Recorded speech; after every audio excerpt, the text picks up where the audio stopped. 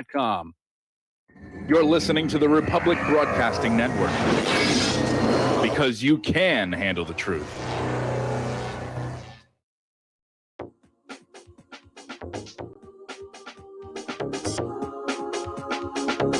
What really happened with your host, Mike Rivero, because World War III is a really bad idea. Here is your host, Michael Rivero. And aloha, America. Welcome to our show today. It's Friday, September 18th, 2020. Thank goodness it's Friday. Thank goodness it's Friday. Thank goodness it's Friday. We have a lot to talk about today. Mike is in our control room, twiddling the dials, keeping us out of trouble. We're going to do news until we run out of news. Then we'll open the phone lines for your comments and questions. And of course, in hour number 2, we're going to have the lovely Lady Claire with her unique perspective on the world here. Now, yesterday was Constitution Day. And I don't know, I guess the rest of the year we don't pay attention to it. But Trump gave this speech in which he really ripped into current educational trends, regarding race and literally teaching the younger generation to hate this country and what it stands for. And it was a really good speech. And he defended American history against the left's subversive cultural poison. No country will ever survive when its own citizens hate it, which is why the left has spent decades teaching school children to do just that. President Trump on Thursday delivered a defiant speech against the far-left cultural revolution, trying to tear down America's history, culture, and institutions. And he made mention about all the statues and monuments that are being torn down to try and erase our history, to erase things that, frankly, a lot of people are very, very proud of here. So the president's speech was addressed to the White House Conference on American History, gathered at the National Archives Museum in Washington, D.C. The president repeatedly attacked the lie that the riots of the past summer were peaceful protests aimed solely at police brutality. The mobs that are ripping down statues of Junipero Serra, Francis Scott Key, and Thomas Jefferson are motivated by something far more sinister, a desire to burn all of American society to the ground and found a completely new country ruled by themselves amid the ashes.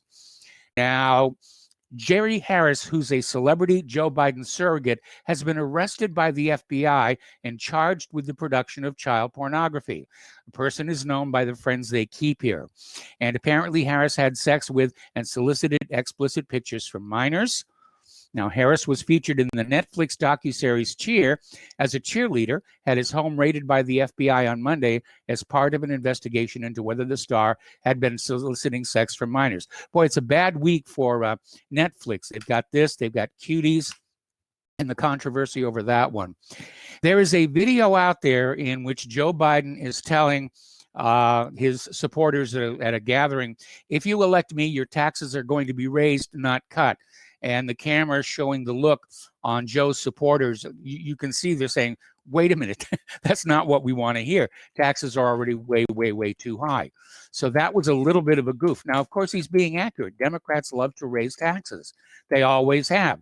There are ideas that all the money of the country should be going through their hands, and that you will be grateful for what little portions of it they hand back to you. Now, President Trump has retweeted a video of Joe Biden giving his speech on global warming while Antifa burns America to the ground behind him. And it does seem rather odd for Biden to be going on about global warming when there are so many immediate crises to be dealing with, including the coronavirus. Now, Kamala Harris arrives in Milwaukee in Florida, but like Trump says, no one likes her and no supporters were there to greet her. That's got to be sending a message. Paul Joseph Watson wrote an article saying, how could the Democrats come up with the two most unlikable candidates for president and vice president? Are they really that sure they're going to be able to steal the election? Now, New York Representative Alexandria Ocasio-Cortez said liberals like herself likely can push Democratic presidential nominee Joe Biden in a more progressive direction if he's elected in November. They're basically telegraphing the fact that if you think you're voting for Biden because of what Biden believes in, it doesn't really matter because they're going to change him once he's in office. In a recent interview, the firebrand former bartender expressed optimism that progressive Democrats can likely push Biden further to the left if he's elected president. As a self-described socialist, Ocasio-Cortez's remarks come after reports that Vermont Senator Bernie Sanders reportedly has said he does not believe Biden is appealing enough to liberal voters. Ocasio-Cortez endorsed and campaigned with Sanders during the primaries. Okay, James Comey will testify to the Senate probe on the Trump-Russia investigation, according to Republican Chair Lindsey Graham, calling it a day of reckoning. But apparently Mueller is saying he is too busy to attend.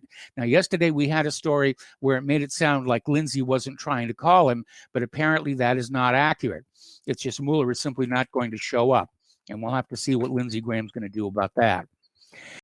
Michigan is joining Pennsylvania with an extension for the time for mail-in ballots to be counted. A Michigan judge ruled today that the state must accept ballots that arrive within 2 weeks of the election, as long as they are postmarked by November 2nd. Now, it's very easy to fake a postmark. You know, there's no security on a postmark like there is on stamps and various other things. You can do it with a mimeograph machine. Anyway, the judge also said the state, which was decided by just 10,000 votes in 2016, cannot restrict who can help voters return an absentee ballot, which means they've opened the door to ballot harvesting. Republicans are launching a massive operation called Commitment to America to take back the House of Representatives and to remove Nancy Pelosi. And now we're close enough to the election where people are really starting to pay attention to what's going to happen in the House and the Senate. And the Democrats are out there drooling because there are apparently some sitting senators who are facing stiff opposition from Democratic challengers. And the Democrats are thinking they're going to hold on to the House and they're going to flip the Senate. They're going to take the White House, and then liberal nirvana will be upon us all. Turning to the riots and the protests that are going on over there, over at thefederalist.com, they have a story about a study that says, contrary to corporate media narratives, up to 95% of this summer's riots are linked to Black Lives Matter activism, according to data collected by the Armed Conflict Location and Event Data Project. The data also shows that nearly 6%, or more than 1 in 20 of U.S. protests between May 26 and September 5th, involved rioting, looting, and similar violence, including 47 fatalities. These are not peaceful protests. Now, ACLED is a nonprofit organization that tracks conflict across the globe. Its U.S. project that collected the summer protest data is supported by Princeton University.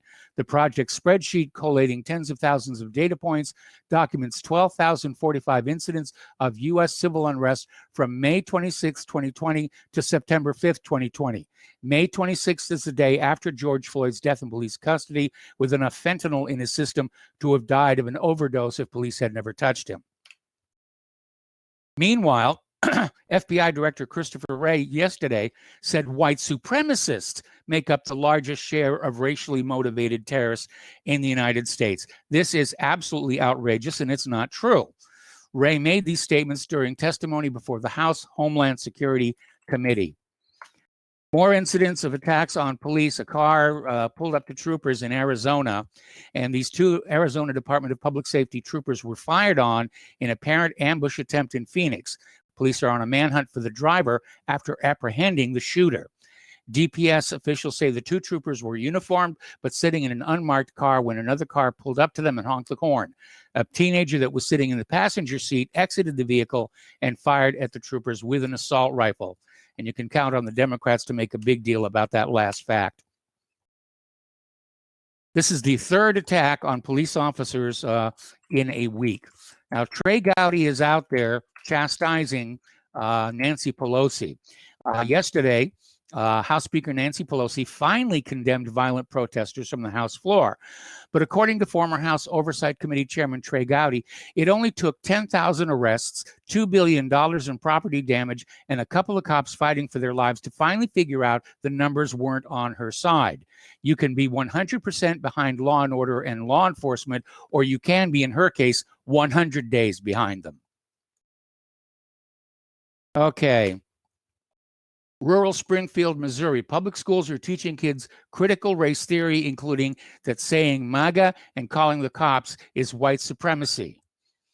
Now, Springfield Public Schools has an Office of Diversity and Inclusion, and the school district is pushing critical race theory to kids in the area to get them to hate their heritage, their state, and the country they live in. And if you disagree with their racist indoctrination, that makes you a racist too. Now, interestingly enough, there's a viral video making the rounds. This is out of Tethasta.com. There's a viral video making the rounds featuring anti-Black Lives Matter protesters in various stages of discussion about the movement, what it means to be Black in America, and what Black Lives Matter really means as a concept. The vast majority of Black people don't like Black Lives Matter because it makes the image of Blacks as a whole look bad. And unfortunately, people paint with a broad brush. We try and avoid that around here. But it's like Blacks who don't like affirmative action, because they get their jobs on the strength of their merits and their abilities. And they don't want people thinking they only got the job because of the color of their skin. Now, Herschel Walker is out there challenging pro athletes, saying that the Black Lives Matter founder is a trained Marxist, and this is who you're supporting. So Heisman Trophy winner and former NFL star Walker, who spoke at the 2020 Republican National Convention to support Trump, released a video in which he again threw down the gauntlet to owners of professional sports teams. Now, Newt Gingrich is still making the rounds here, talking about the way he was silenced on Fox News when he tried to bring up the fact that George Soros is funding a lot of these riots and protests. And he's out there saying it seems like there's suddenly a movement in media to silence anyone who speaks out against George Soros, and specifically his funding of radical prosecutors seeking to change the criminal justice system by simply ignoring certain crimes. This happened to me personally this week when I was being interviewed on Fox's Outnumbered, when I brought up Soros's plan to get pro-criminal anti-police prosecutors elected across the country. Two of the show's participants interrupted me and forcefully asserted Soros was not involved. Meanwhile, according to a story that we have over here in thinkaboutit.news, George Soros has 200 organizations to attack America. And he's responsible for overthrowing and destabilizing countries all over the world. And now he's turned his attention to this country. With nearly 200 organizations that have launched attacks on Trump and or conservatives, the chaos and anarchy we see all over the country probably won't stop anytime soon. Dr. Rich Swear has published the entire list of organizations that Soros funds, and if he's funding it, you can be sure there's a globalist, leftist, and socialist motive behind it. Now, here is a story we have to take with a grain of salt. It came out of Natural News, but a Twitter account that claims to represent various chapters of Antifa admitted in a tweet that some of the wildfires blazing across Oregon were deliberately started by protesters in order to, quote, draw attention to the climate emergency, end quote. The Scarsdale, New York Antifa Twitter account, which one Abrupt Earth Changes commenter contends is fake, says that it and several other Antifa chapters across America collaborated to ignite fires throughout Oregon to show that climate change and global warming are real. Not very effective if people know the fires are being set. Law enforcement in Oregon have likewise confirmed that Antifa terrorists are indeed lighting fires in protest, and in some cases using advanced methods and tactics to accomplish their agenda. During a recent meeting of the Clackamas County Board of Commissioners, law enforcement stated that Antifa is staging full gas cans all across the country, which includes the southern portion of Portland, in order to light more fires in the coming days and weeks.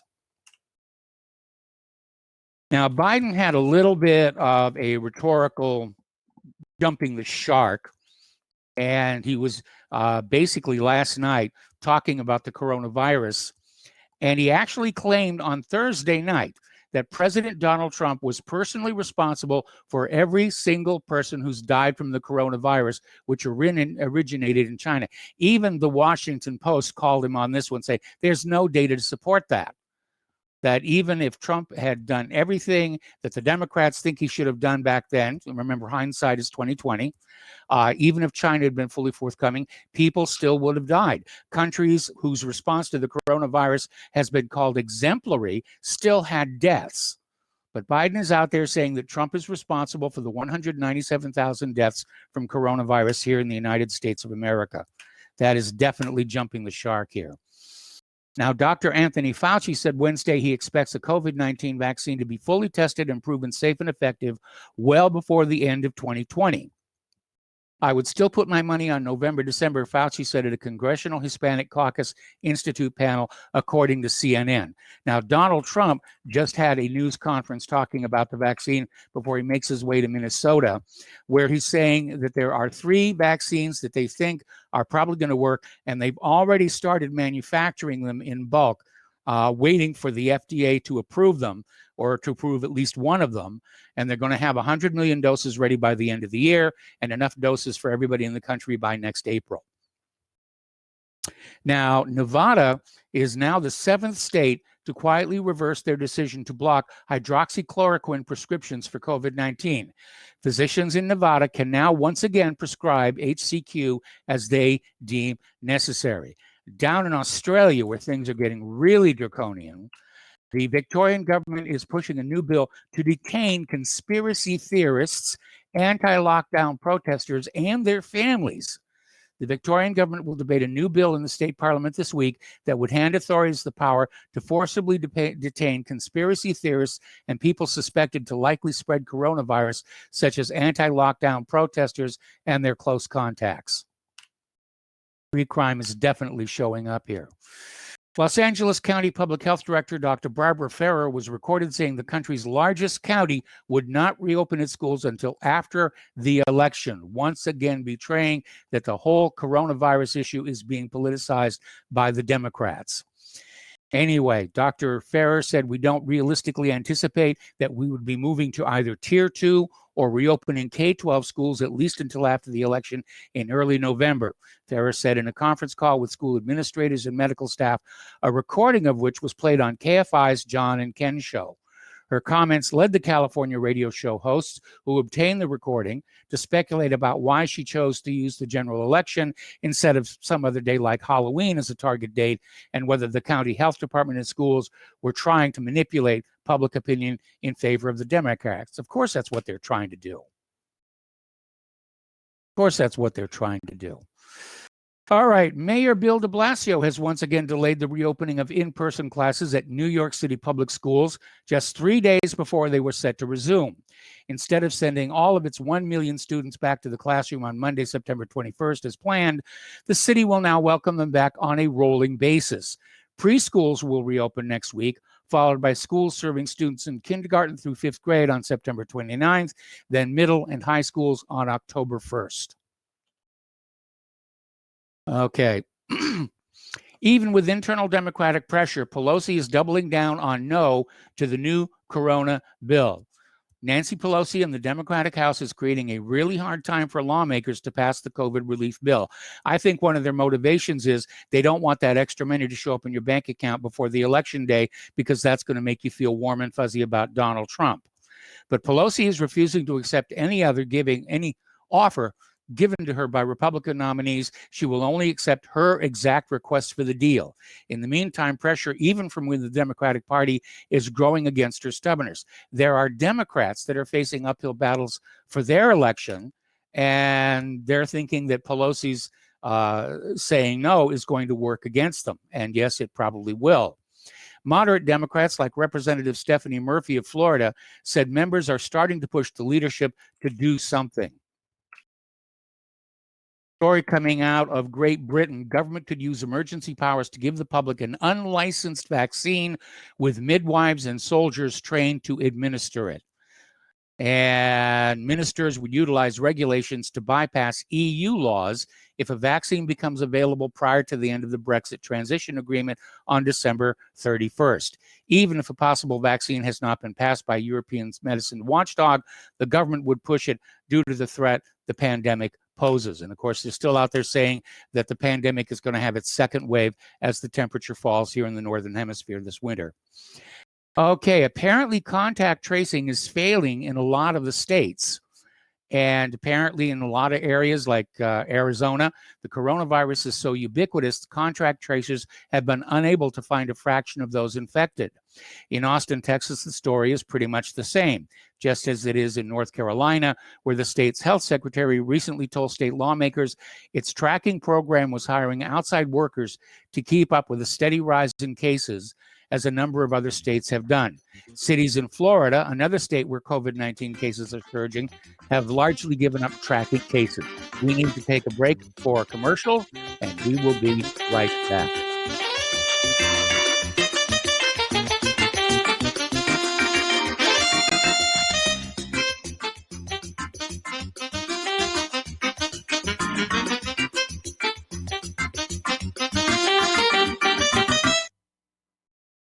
Is your property a financial burden and causing you grief? Have you tried to sell but can't find buyers? Or are you just too busy to sell your property? Don't worry, we have the right solution for you. We buy properties as is, with cash, close in 30 days, and pay all closing costs.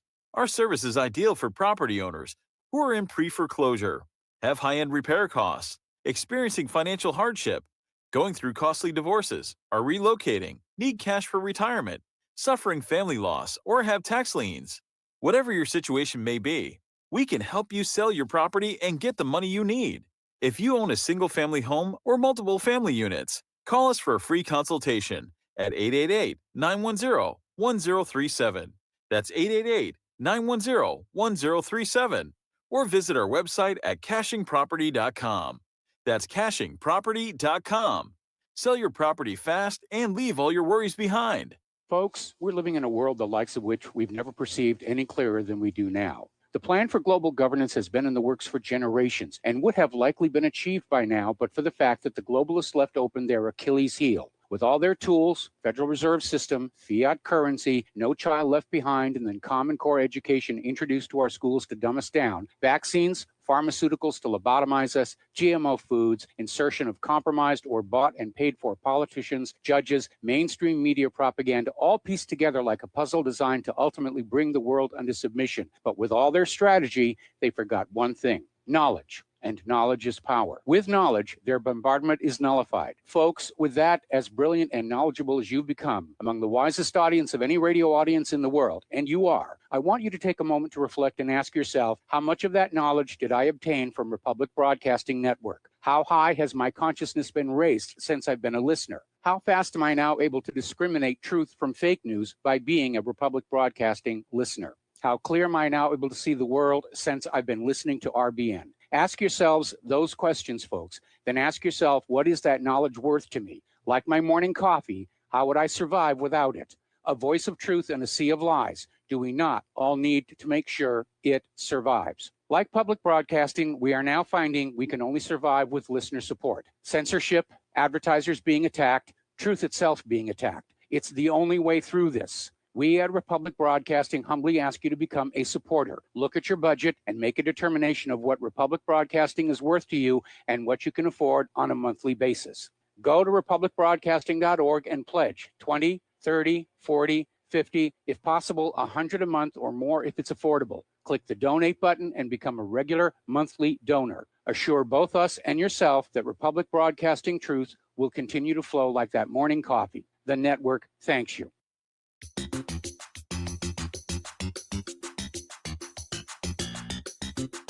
Welcome to What Really Happened Radio.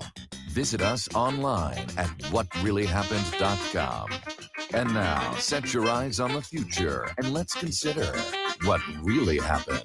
Welcome back to our show here, and once again, a friendly nudge that Republic Broadcasting Network needs you. And as that little promo that we just played asks, what would you do without Republic Broadcasting?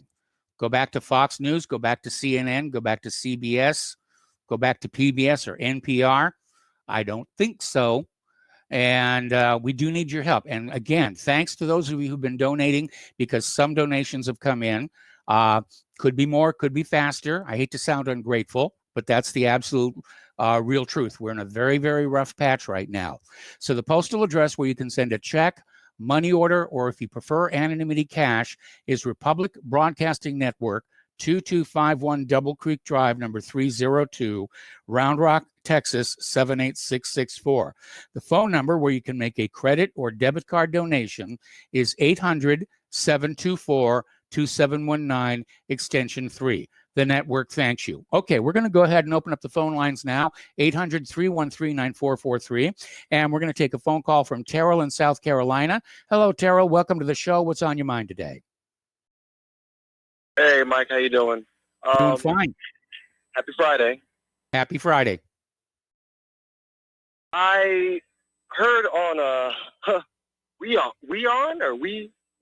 WION news. I recently became a subscriber. Actually, I like their quote unquote unbiased opinion. Everyone has someone in their pockets, but they're pretty cut and clean when they speak of the relations between China and us and all that. But anyway, Taiwan got some weapons from us, and we're going ahead and arming India, and China's aggression is at both. So it seems like you're right.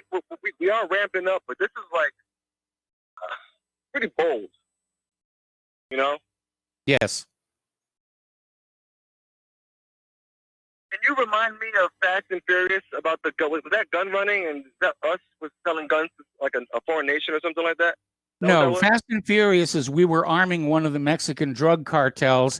The official reason given was we were going to trace how guns were traveling through the cartels to try and backtrace and find where they were coming from. But the reality is that we were arming one of the cartels to wipe out its competition so that drug prices could go up and the cut received by U.S. interests would thereby grow. Taiwan's small enough to be a cartel. However, the arming of I guess that's, again, I mean, you know, business as usual, I guess. Yeah, that's pretty much all I got. I want to see if you had anything on why, like, what's the end game? Are we like ramping up sides right now? Is that what's happening? Yeah, everybody's picking sides. Everybody's deciding which side they're going to come in on when the big shooting really starts. Outstanding. Okay, well, thank you for your time, Mike. I appreciate it. You got it. Thank you very much for the phone call. Getting back to the international news, Russia has criticized Turkey for its failure to fulfill its obligations under a bilateral ceasefire agreement on Syria's northwestern Idlib province, where the two countries back opposing sides. Despite the success notched up in the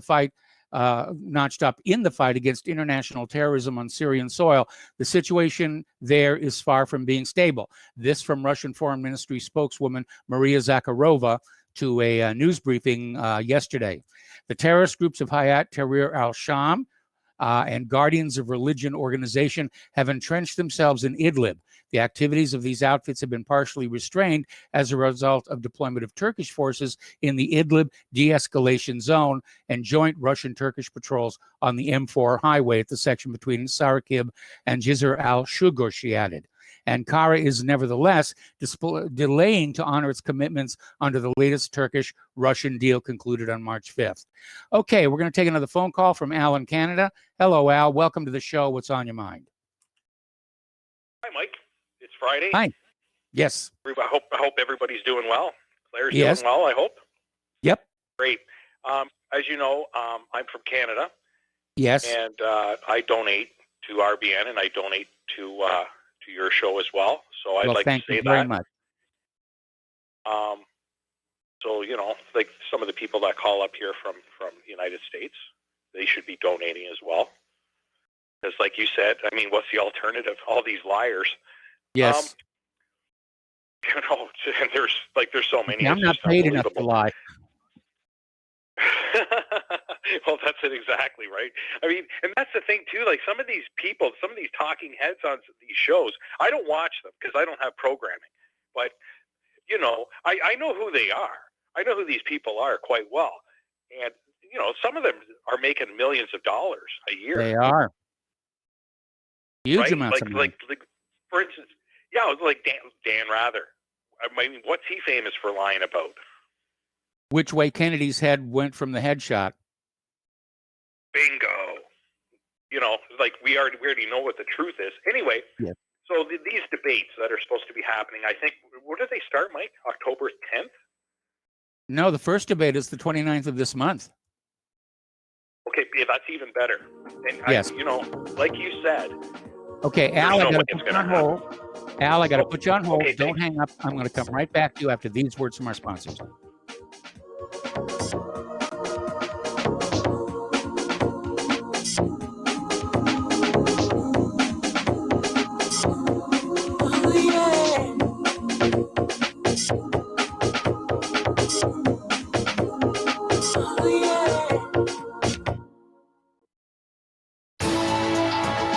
You are tuned in to the Republic Broadcasting Network.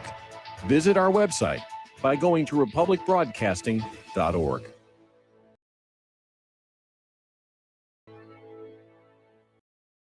Homeowners, if your lender has gone out of business or sold your transaction to another lender or servicer, you may be the victim of a wrongful foreclosure, resulting in the loss of your home. If you've already lost your home, are in foreclosure, or even in good standing, you can challenge the mortgage transaction's illegal issue, and your property can be restored to you, and your foreclosure can be stopped or reversed, and the mortgage transaction declared unenforceable. State laws, U.S. title codes, the Uniform Commercial Codes, and U.S. Supreme Court rulings have upheld that defective mortgage documentations can reverse or stop foreclosures and enforce property title claims in favor of the homeowner. We are having successes in stopping the process of foreclosure, the enforcement of the foreclosure judgments, the sale of property, and evictions after the sale. We are not attorneys, and we don't give legal advice. We are a professional team of legal researchers, providing forensic mortgage audits and expert witnesses. We have the knowledge to produce the evidence and enforce laws regarding your legal issues. We've been in business for 12 years without a complaint. Consultations are free, and we provide a free title search to confirm if your mortgage has legal defects. Please call 855-253-3748. 855, the number 2, keep it today. Tired of being lied to by mass media? It's growing more and more apparent today that news is received less and less through standard media outlets. Even with a growing audience every day, RBN is beginning to direct more efforts into social media. Social media and the use of the internet is fast becoming the primary source of people for news, regardless of demographic. RBN has set out to provide some of the best news on the internet through republicbroadcasting.org, and also has begun to use the tools to our advantage by way of social media. Republic Broadcasting is now operating a Facebook page to function as yet another avenue to have our collective voice reach new audiences across not only America, but across the globe as well. The Facebook page features not only news, but also an RBN player to listen to our broadcasts. Get involved by visiting facebook.com/Republic Broadcasting and liking our page and share it with your friends and family, because you can handle the truth. Corporate media dominates the American opinion. Finding independent voices that counter this avalanche is becoming increasingly difficult. With the endless corruption running rampant throughout our government, independent voices are needed more than ever to battle the offensive against our freedoms and liberties. As a listener of RBN, no one understands this concept better than you. Now it's up to you to do your part. The time has come for you to take action and begin broadcasting the truth to hundreds or thousands of people every month. Sound impossible? Quite the contrary. With pointed slogans from LibertyStickers.com, you can reach countless sleeping Americans unaware that they live in a real-life wonderland. LibertyStickers.com has a huge inventory of political bumper stickers and messages that reflect the truth about our government, our politicians, and the future of America. With so many in stock, there's one perfect for you. Visit us today at LibertyStickers.com. Again, that's LibertyStickers.com. Do your part. Your voice is important. Let it be heard. Some are maxed out all their credit cards. Some are working 2 jobs and living in cars. Minimum wage won't pay for a roof, won't pay for a drink. If you gotta have proof, just try it yourself, Mr. CEO. See how far $5.15 an hour will go. Take a part-time job at one of your stores. I bet you can't make it here anymore. Welcome back to our show here. We're talking with Al in Canada. And we're talking about, we're talking about politics and the debates, which are going to start on the 29th. Unfortunately, several states, in fact, I think more than 20 of them, are going to be sending out their mail-in ballots before the debate actually gets started. Now, 65% of likely voters have said the debates are a significant part of choosing who they're going to vote for. So maybe the people getting these mail-in ballots will hold off sending them in until after that first debate. Well, Yeah, and that's exactly what they're mail-in. Do these people have to apply and send in some kind of verification that that's who they are in order to get these ballots? No, in a lot of states, they're just mailing the ballots out to everybody that's on the voter rolls, whether they ask or not. So they're literally just ballots, Yes. right? To who, to who may be concerned. Here's your ballot. Yeah. Anyway, so Dear occupant. yeah, dear occupant. Yeah. So the debates. So because of this COVID-19, there are going to be podiums, and I'm willing to bet if there are debates to begin with, Yes. that are live, where actually Biden and Trump are on the same stage, there will be podiums, and Yes. Donald Trump won't be roaming. I bet you he won't be able to roam around to see what's going on behind door number 1, or even to look in Joe's ear.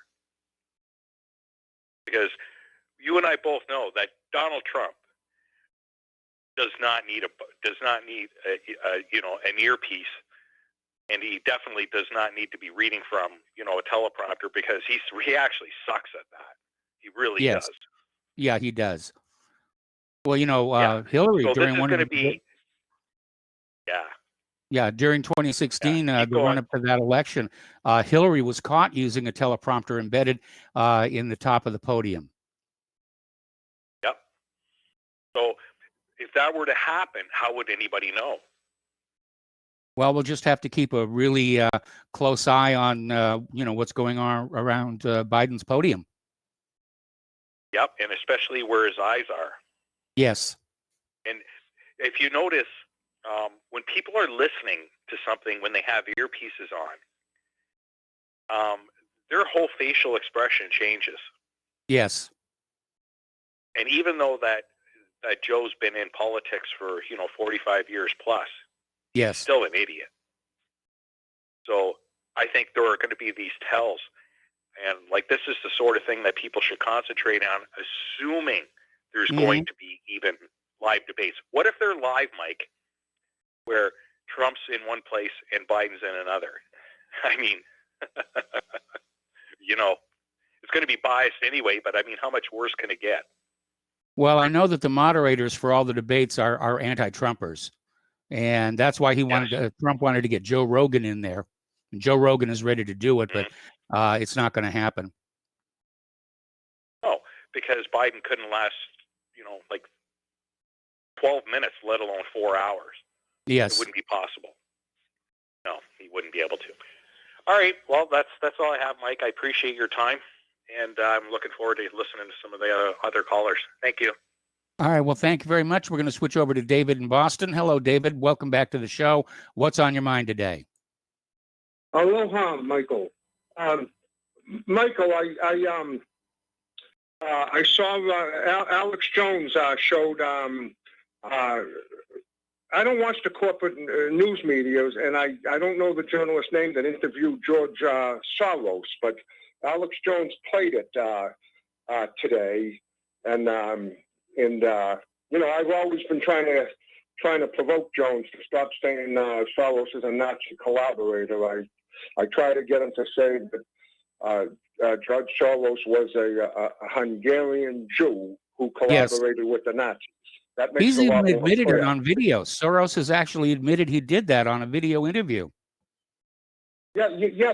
Alex Jones showed the whole thing today, where he has no remorse for selling out his co-religionists or anything. But of course, his real name is Georgy Schwartz. I call him Georgy Schwarzenegger. Okay, that's his real name.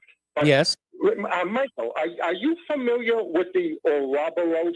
Does that mean anything to you, the Ouroboros? That's not the snake that's eating its own tail, is it? Yes, exactly. Okay. And just now, yesterday, of course, Newt Gingrich was censored on Fox when he brought up Soros.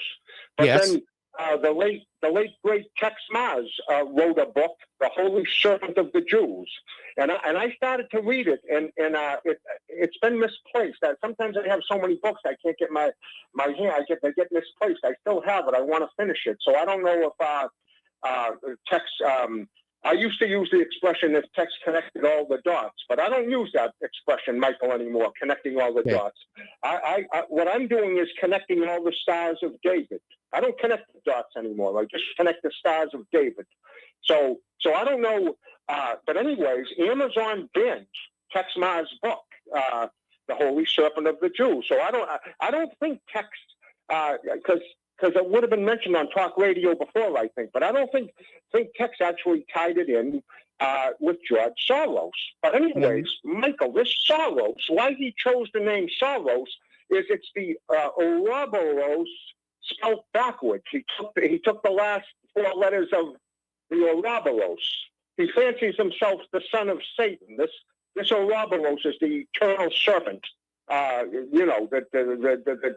dominates the cosmos and everything. And Soros, the reason he took the name Soros is because if you spell Ouroboros backwards, start from the end and spell it backwards, it's Sorrow, not with no S, just S-O-R-O. Yes. And then to add to his ghoulishness, I guess in Hebrew, Michael, a sorrow is a urn full of ground bones, like when people are cremated, urns filled with cremated bone, cremated people, and everything. But at least I think we're smoking out Jones a little bit, because at least he's showing stuff like that now. That's very misleading to keep characterizing Soros as just a Nazi collaborator. I mean, there were German people in Germany that collaborated with the Nazis. In other words, Jones, he's a very clever devil himself, that Jones, and he knows exactly what he's doing. He knows he's covering for Soros's Hungarian Jewish identity by calling him not just a Nazi collaborator, and so at least we're making progress with Jones. At least he had to.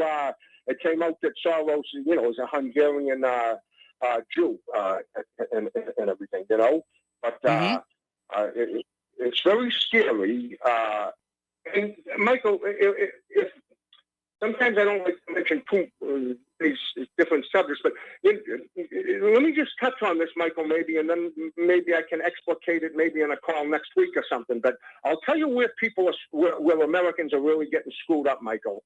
If I can take a shot at this Christian insanity. Yes. What's passing is Christian insanity. If you ask any of these pastors, if you ask any of these men of the cloth in America, is God in control? Oh, yeah, God's in control. So you're further saying, now, is God in control of everything? Oh, yeah, God's in control of everything. And so now, is God in absolute control of everything? Oh, yes, God's in absolute control of everything.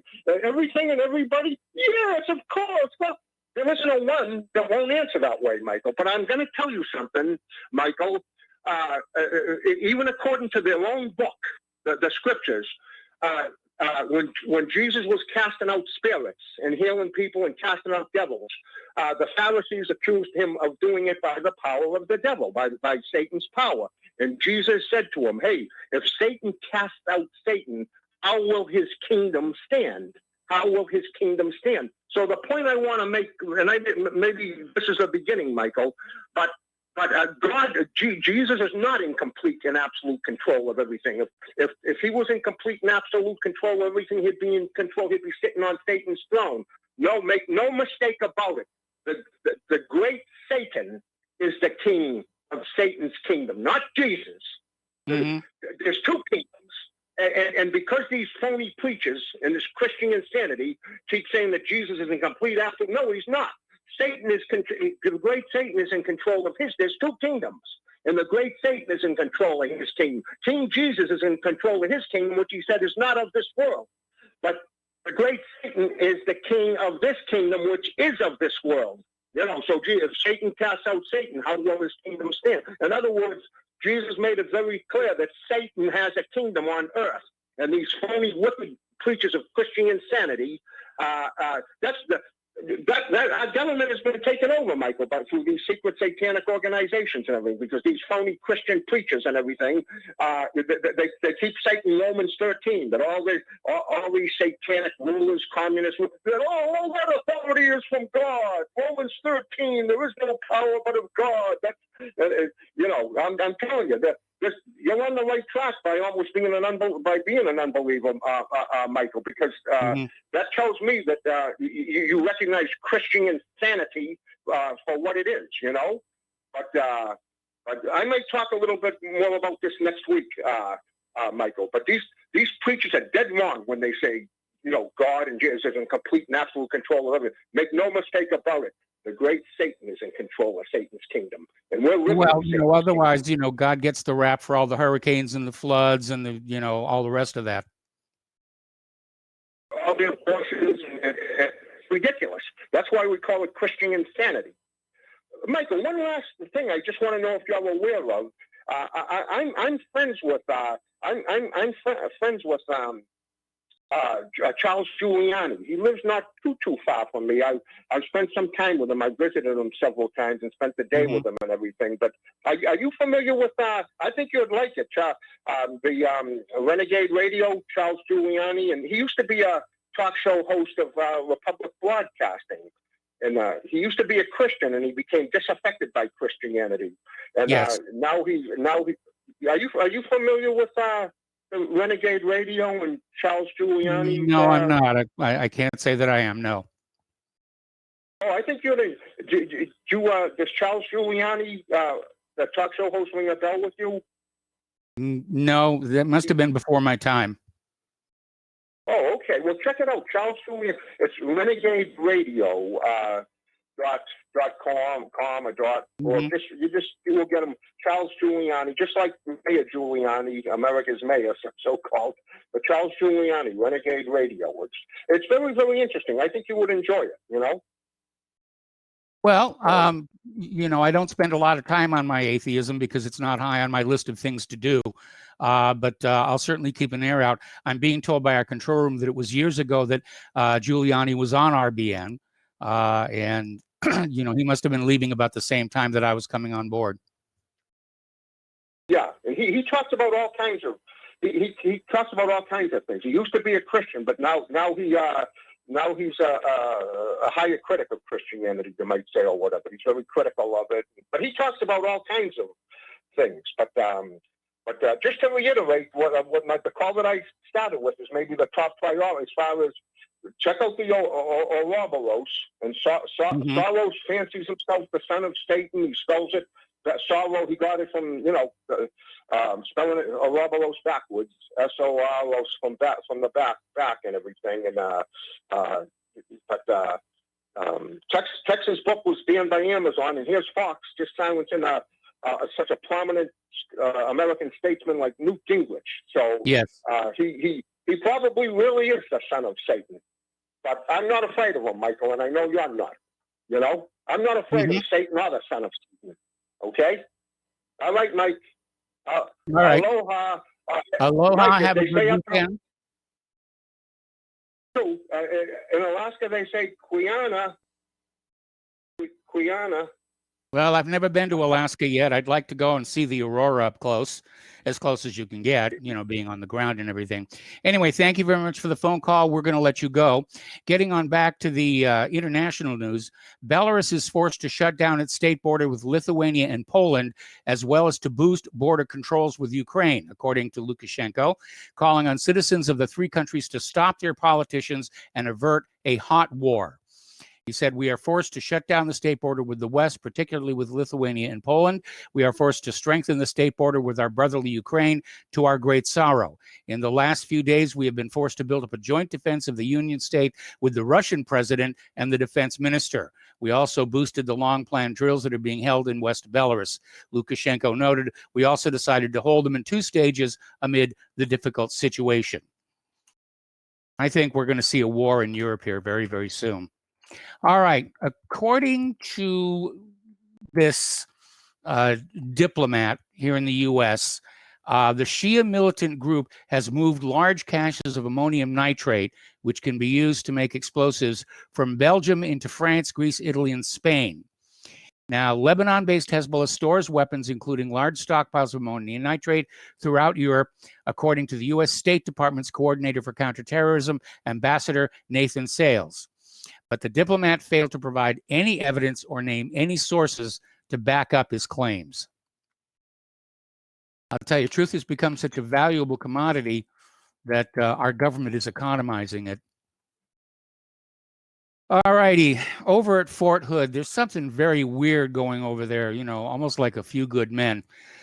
Fort Hood soldier collapsed during training, is 25 years old, was found dead with bruises and scratches after texting his fiancée that something was wrong, according to his family. See what happens there. Okay, getting into the economic news. Wealth redistribution is a reality. The New Jersey governor proposes a tax penalty for the rich. The governor of New Jersey is threatening the economy of the state with a new tax that can scare away much of the upper class living in the Garden State. High-earning New Jersey residents will face an increased millionaire's tax under the new budget deal announced Thursday. The agreement, which Governor Phil Murphy touted as providing middle-class tax relief and fairness, also includes a $500 rebate for two-parent families with at least one child and an annual income below $150,000. Okay, we're going to take another phone call. Peter in Los Angeles. Hello, Peter. Welcome to the show. Actually, we're coming up on a commercial break here, so sit on the line. I'll come back to you as soon as we're done with the commercial. Meanwhile, Raytheon is getting ready to eliminate more than 15,000 jobs due to the airline downturn. We're going to take a break for commercials. Back with the phone call with Peter after these few words.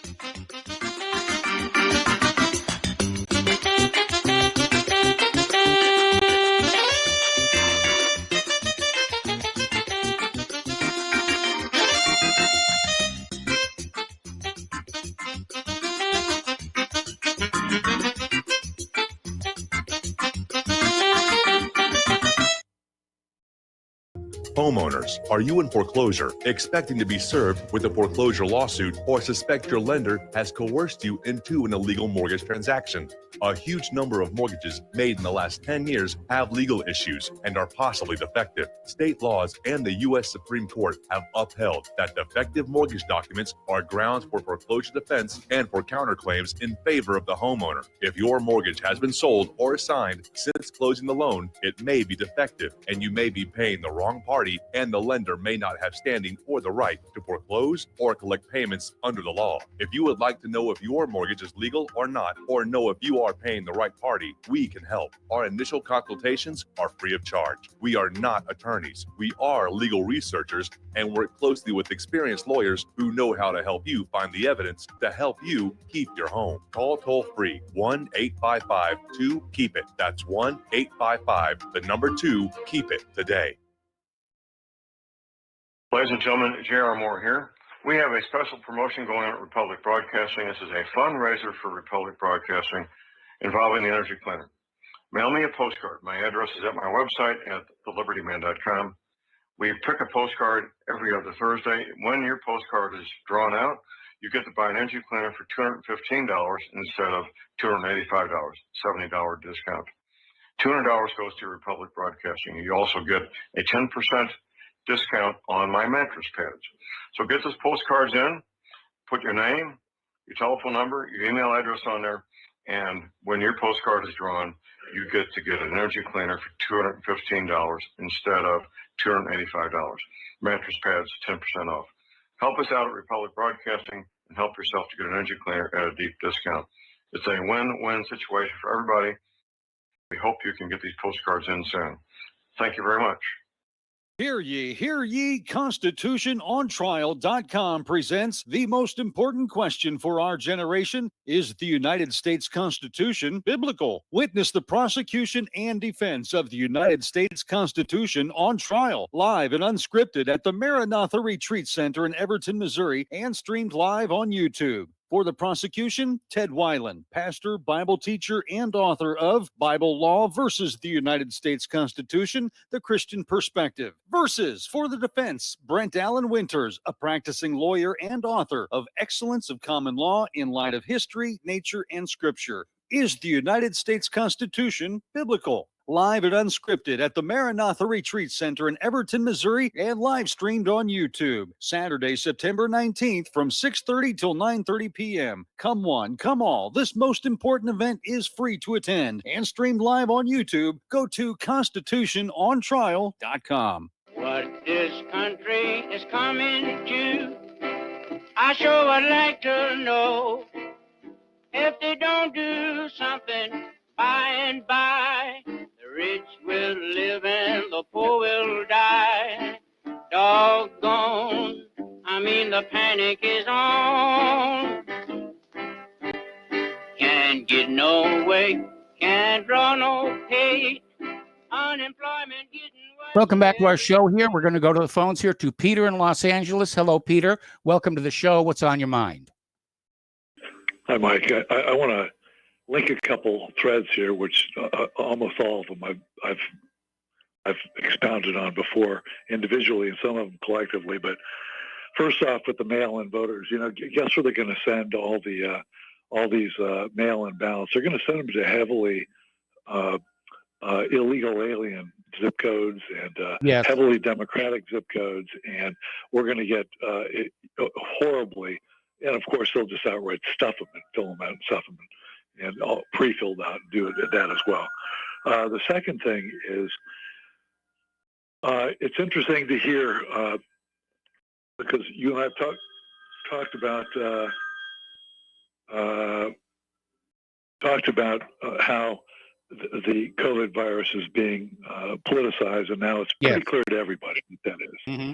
So the COVID virus is being politicized, and guess who's doing it? It's the Democratic Party.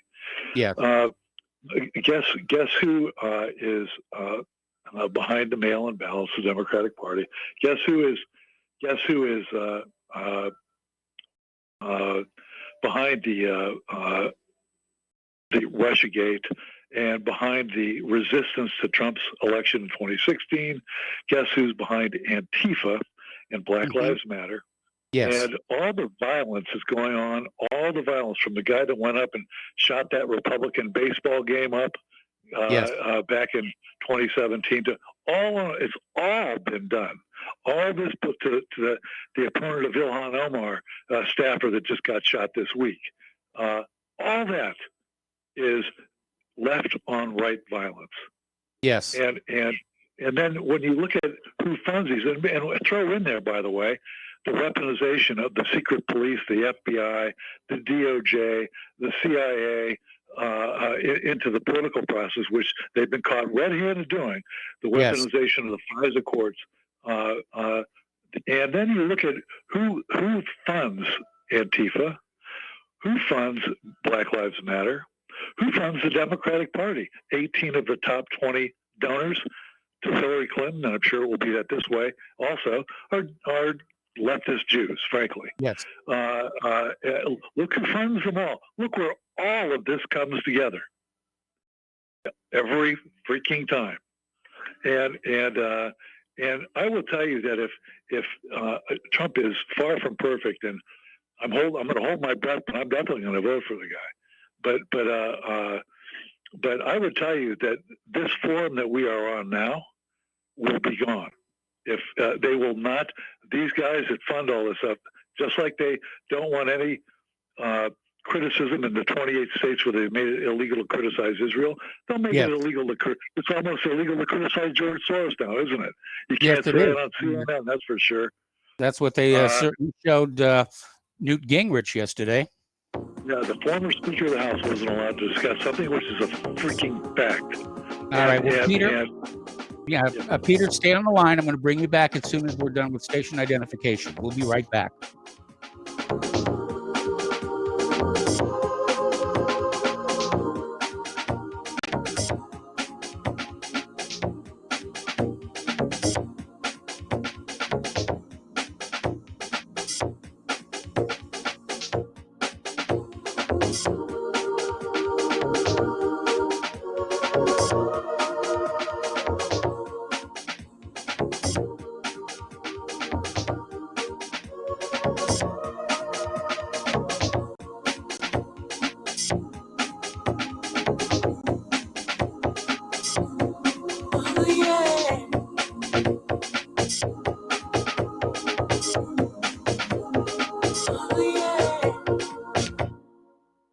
Homeowners, if your lender has gone out of business or sold your transaction to another lender or servicer, you may be the victim of a wrongful foreclosure, resulting in the loss of your home. If you've already lost your home, are in foreclosure, or even in good standing, you can challenge the mortgage transaction's illegal issue, and your property can be restored to you, and your foreclosure can be stopped or reversed, and the mortgage transaction declared unenforceable. State laws, U.S. title codes, the Uniform Commercial Codes, and U.S. Supreme Court rulings have upheld that defective mortgage documentations can reverse or stop foreclosures and enforce property title claims in favor of the homeowner. We are having successes in stopping the process of foreclosure, the enforcement of the foreclosure judgments, the sale of property, and evictions after the sale. We are not attorneys, and we don't give legal advice. We are a professional team of legal researchers, providing forensic mortgage audits and expert witnesses. We have the knowledge to produce the evidence and enforce laws regarding your legal issues. We've been in business for 12 years without a complaint. Consultations are free, and we provide a free title search to confirm if your mortgage has legal defects. Please call 855-253-3748. 855, the number 2, keep it today. You're listening to Republic Broadcasting Network, because you can handle the truth.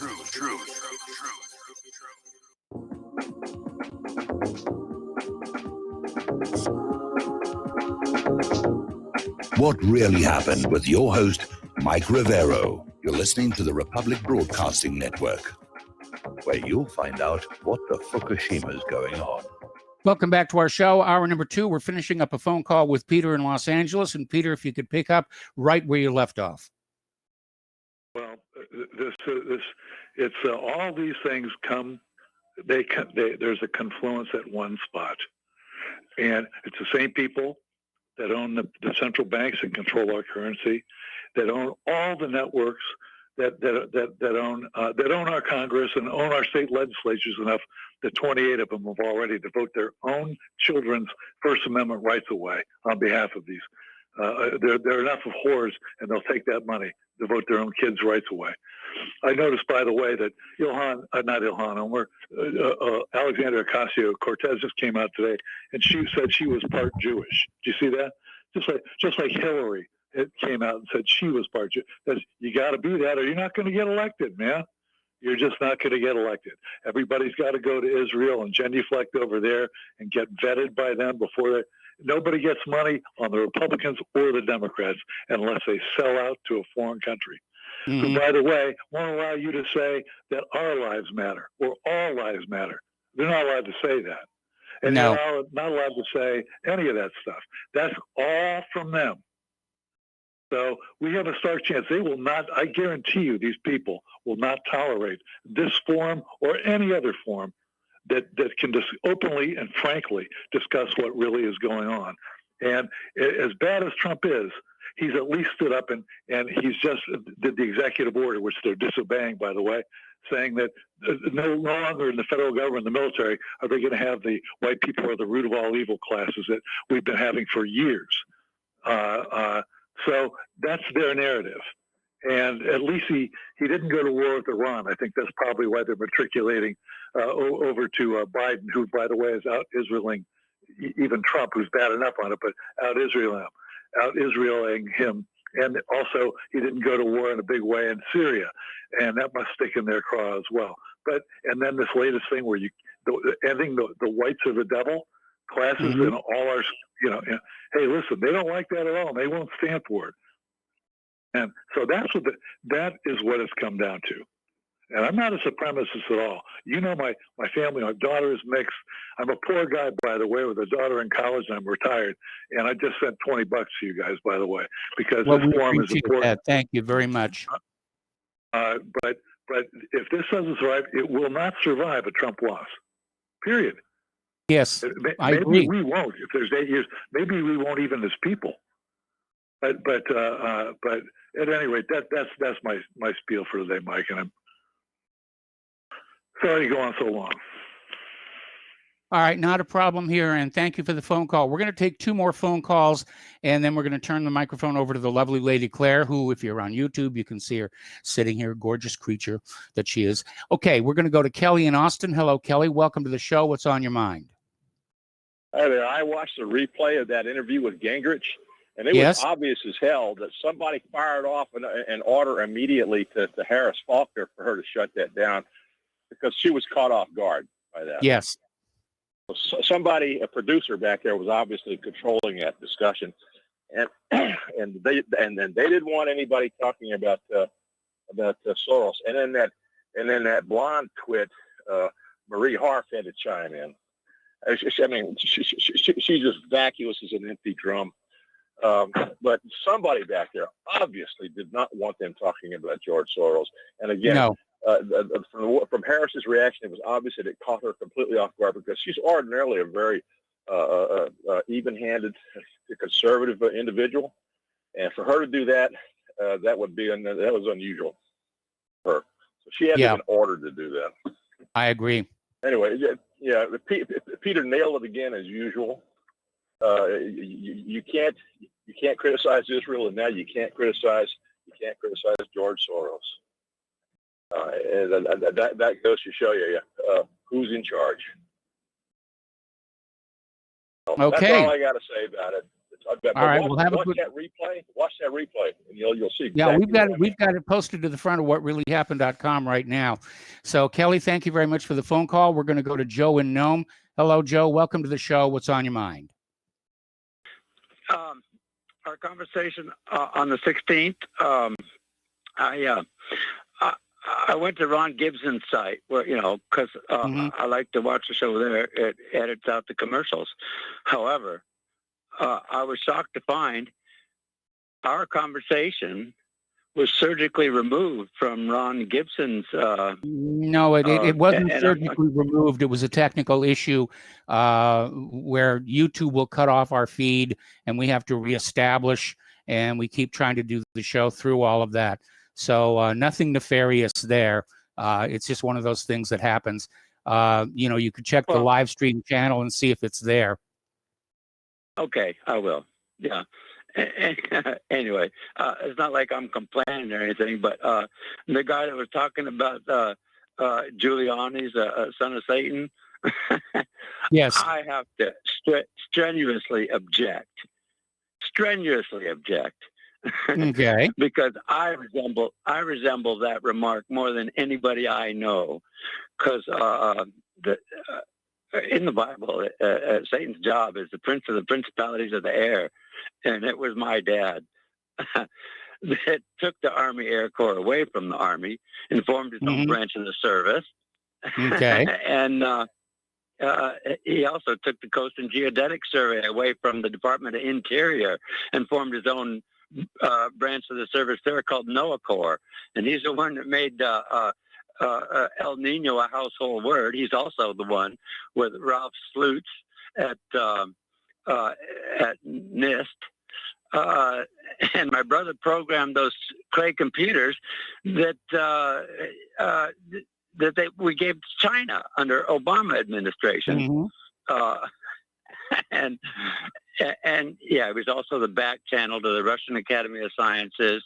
He was a director of polar programs for National Science Foundation. He was there talking for Ronald Reagan at SALT II.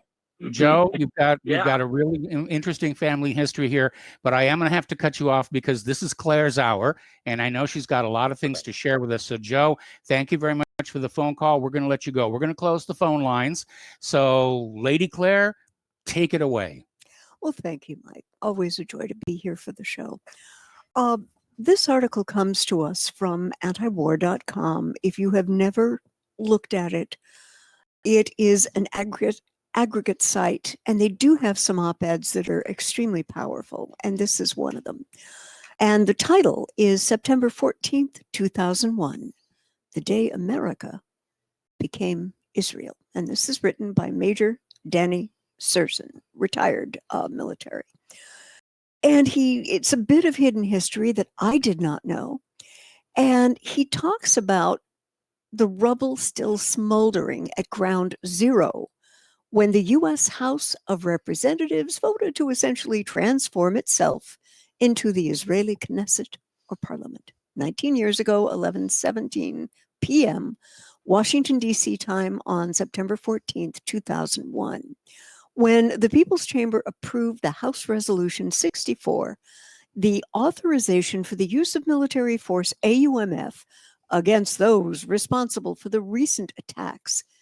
Naturally, that was before the precise identities and full scope of quote unquote those responsible were known. So the resolution's rubber stamp was obscenely open-ended by necessity, but also by design. The Senate had passed their own version by roll call vote about 12 hours earlier, and the combined congressional tally was 518 to 1. Now, this lady and I have many, many reasons to agree to disagree, but I did not know this, Mike. Mm-hmm. Only one representative, and that is Barbara Lee of California, cast a dissenting vote and even delivered a brief prescient speech on the House floor. And the major is saying it's really hard to watch and listen to all these years later as her voice cracks with emotion amidst everything that was going on. And what she said was, I am convinced that military action will not prevent further acts of international terrorism against the U.S. This is a very complex and complicated matter. And she went on to state, however difficult this vote may be, some of us must urge the use of restraint. Our country is in a state of mourning. Some of us must say, let's step back for a moment and think through the implications of our actions today so that this doesn't spiral out of control. As it has done. God bless her. Now, and she goes on to say, now I have agonized over this vote, but I came to grips with opposing this resolution during the very painful yet very beautiful memorial service. As a member of the clergy said so eloquently, as we act, let us not become the evil that we deplore. For her lone stance, itself courageous, even had she not since been vindicated. She was getting insults and death threats so intense that she needed around-the-clock bodyguards for a time. And it's hard to be right in a room full of the wrong, especially angry, scared, jingoistic ones. Barbara, welcome to our world. Done that, didn't buy the t-shirt. The only thing was we didn't have the money for a bodyguard, and so we had to move the heck out of the state. And yet the tragedy is America has become one of those things we purport to deplore. The U.S. now boasts a one-trick pony foreign policy and a militarized society to boot. And what have we gotten out of this? Endless interventions, perennial policing at home and abroad, counterproductive military adventurism, government by permanent emergency fiat, and an ever more martial society. We've seen this movie before. In fact, it's playing out in Israel. Now, without implying that Israel as an entity is somehow quote unquote evil, theirs was simply not a path the U.S. needed or should have gone down. And yet we are seeing this played out again and again in foreign policy against countries like Iran, Venezuela, and China. And by these policies, we are pushing these people closer and closer together in military. And away from us. Yeah, and away from us. Is this really an intelligent outcome of U.S. foreign policy? And if we don't watch it, this country may well be at war with much of the rest of the world if they do not find a way of dealing with foreign policy other than at the barrel of a gun, folks. Indefinite detentions with no accusations or charges. Well, Israel does that to Palestinian prisoners all the time. And guess what? In U.S. operated black sites in Gitmo, this is already what Israel continues to do to alleged enemies of the state. And as I said, most generally, Palestinians. And speaking of Israel, Israel has just gone further round the bend in a rather paranoid way with a new rule in place for the bodies of killed or dying Palestinians, dead Palestinians. Now, this happened on the 2nd of September when the people in the Knesset figured that most Americans would be so focused on their Labor Day brats and beer that they wouldn't particularly notice, particularly the politicians. Well, apparently Gantz and his minions were entirely right, but they are carrying on a decades-old policy in an entirely new way.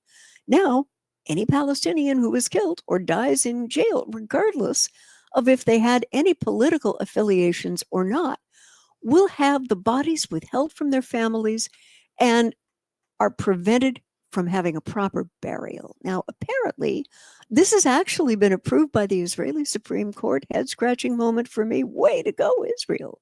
How they do love and continue collective punishment as a bargaining chip really has no equal in allegedly civilized Well, there have been allegations of societies. organ harvesting from those bodies. Yeah. And, you know, I know. Israel's at the heart of a clandestine organ trafficking network that stretches across the globe. In fact, a few years ago, they arrested this rabbi on the East Coast who was part of this organ trafficking ring. Yeah. But, you know, very sad, very Yes. sad. Also, a little closer to our former home, apparently Pearl Harbor Munitions Depot is expanding, and it very much concerns the residents. Yes. Now, it's a military plan to expand an existing Pearl Harbor Munitions Depot, and it's raised a lot of concerns that there hasn't been anywhere near enough information released to the public, considering that the depot was the site of a massive and deadly explosion 76 years ago. A 1944 explosion at the Navy's West Lock Annex left 163 guys dead and nearly 400 wounded in what is considered to this day Pearl Harbor's second worst disaster in terms of fatalities. Now, this was reported on Tuesday by the Honolulu Star Advertiser. Now, a draft environmental assessment describes a new Army munitions storage complex at the annex within the Joint Base Pearl Hickam. The project would be built in several phases starting in 2022. It would house 35 storage magazines and a range of support structures, enabling the relocation of existing Army munitions operations at Lualani Annex in Waianae. Now, the Navy is also building a new munitions facility at Westlock with 24 magazines to store Navy ordnance. And this has been awarded to NAN Inc. It's a $33 million contract last month to build the magazines by September 2022. Now, some community members said the public need to be a lot better informed about the work, and Mike, having lived there for over 20 years, I would say, heck yes. And one of the people, Poka Laonui of the Institute for the Advancement of Hawaiian Affairs, made the observation, the plan contains too much uncertainty and undisclosed materials. The public is unable to effectively participate in this process or to condone an action which it does not understand. And Mike, that person's absolutely accurate. Yes.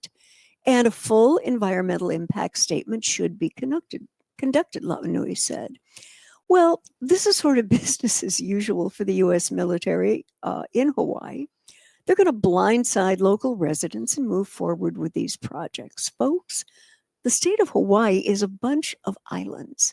You can drive from one side, one end of Oahu to the other in about 40 minutes. So if something goes south here with a project of this nature and magnitude, the whole island's going to feel it, Mike. Yes. And there's a gentleman by the name of John Bond, who is an historian for Ewa Beach.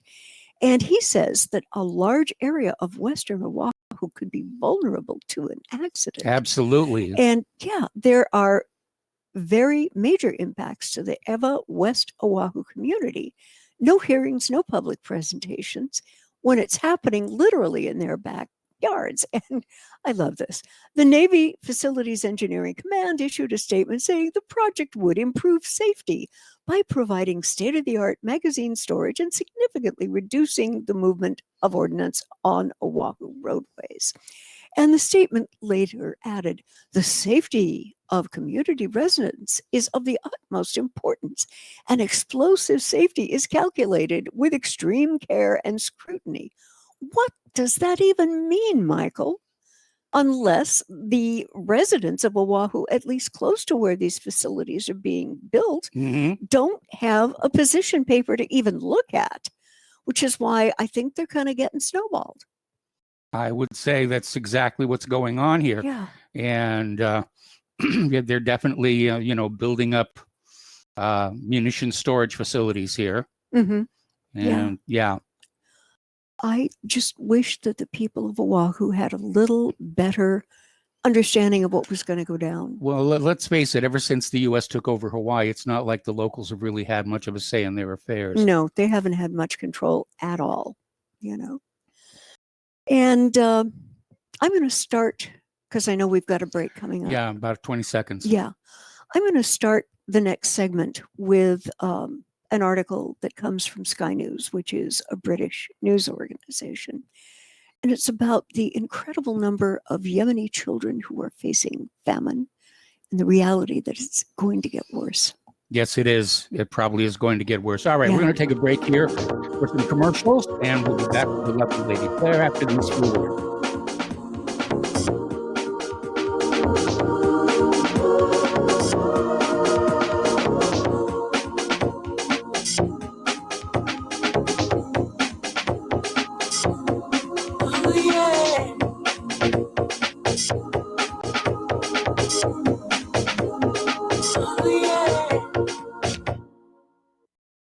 What would you say if I told you we have a new tool that will increase production and lower maintenance costs for your meat processing company? And it would pay for itself in just 6 weeks. When pigs fly! The new EaseOff Model Easy 4 replaces old spring-style carcass droppers and is faster, safer, and more reliable. The EaseOff lowers or lifts 1,000 pounds to or from your rail automatically using our remote control. Sounds expensive. Can I afford it? Can you afford not to try the EaseOff? It installs fast with just 3 bolts in place of your current dropper. The effortless operation will reduce fatigue and injuries, speed up your line, eliminate downtime, and increase profit. How can I order my EaseOff? Go to easeoff.com, EAZEOFF.com, and hurry, because we are offering $200 off on the new Easy 4 for a limited time. Easeoff.com. We make pigs fly. Cows, too. EaseOff LLC, Summersville, Missouri, 417-932-6419.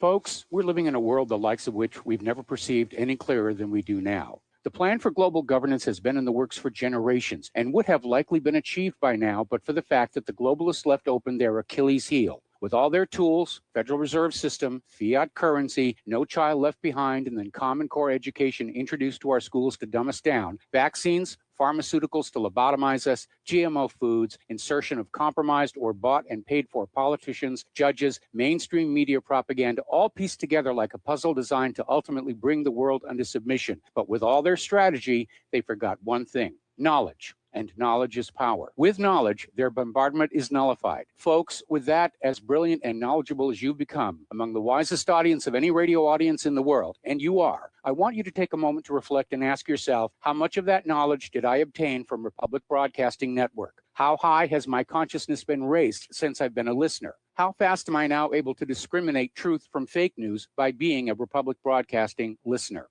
How clear am I now able to see the world since I've been listening to RBN? Ask yourselves those questions, folks. Then ask yourself, what is that knowledge worth to me? Like my morning coffee, how would I survive without it? A voice of truth in a sea of lies. Do we not all need to make sure it survives? Like public broadcasting, we are now finding we can only survive with listener support. Censorship, advertisers being attacked, truth itself being attacked. It's the only way through this. We at Republic Broadcasting humbly ask you to become a supporter. Look at your budget and make a determination of what Republic Broadcasting is worth to you and what you can afford on a monthly basis. Go to republicbroadcasting.org and pledge 20, 30, 40, 50, if possible, 100 a month or more if it's affordable. Click the donate button and become a regular monthly donor. Assure both us and yourself that Republic Broadcasting truth will continue to flow like that morning coffee. The network thanks you. If you got the money, honey, we got the bombs. We'll plant 'em anywhere you like and blow up anyone. Whip this world into a frenzy, killing babies, dads, and moms. If you got the money, honey, we got the bombs. If you got the money, well, We won't say we did. The towers. Welcome back to our show here. And again, a nudge that Republic Broadcasting is in the middle of a perpetual fundraiser. The postal address where you can send a check, money order, or if you prefer anonymity cash is Republic Broadcasting Network, 2251 Double Creek Drive, number 302, Round Rock, Texas, 78664. The phone number where you can make a credit or debit card donation is 800-724-2719, extension 3. The network thanks you. And now back to the Lady Claire and your next story. You're finishing up the one that you teased before the commercial break. Yes. Apparently in Yemen, more than 3 million people, including children, have been displaced. And the UN says, and I think, Mike, this is a very conservative estimate, more than 10,000 people have died in the last 18 months, 100,000 since 2015, and 80% of its population of 30 million are dependent on aid. And more than 200 million require urgent humanitarian assistance, almost half of them children, kids. There is little sign of an end to the conflict, and one could possibly consider it a proxy war, if you will. Very much so. With the U.S. supporting the Saudis, and we don't know how much support is real, but the Houthis being supported by the Shia Iranians. And the roots of this war go back to the Arab Spring, when you had huge crowds of protesters forcing the ouster of long-standing strongman Ali Abdullah Saleh. The transition to his successor, President Hadi, was plagued with problems. There was corruption, political infighting, economic failure, and they all strengthened the Houthi movement, which is Shia Islam, supported by Iran. So the Houthis took over the capital of Sana'a and ousted the Sunni government. Neighboring Saudi Arabia looked on in alarm at the rise of a group it sees as proxies for Iran, its longstanding enemies. The Saudis began their military intervention, and Yemen has become a proxy conflict. Sunni Saudi Arabia and its great Shia enemy, Iran, have used the war to play out their longstanding rivalry. And the article goes on to say that the Obama administration was a little more even-handed in treating Saudi Arabia and Iran.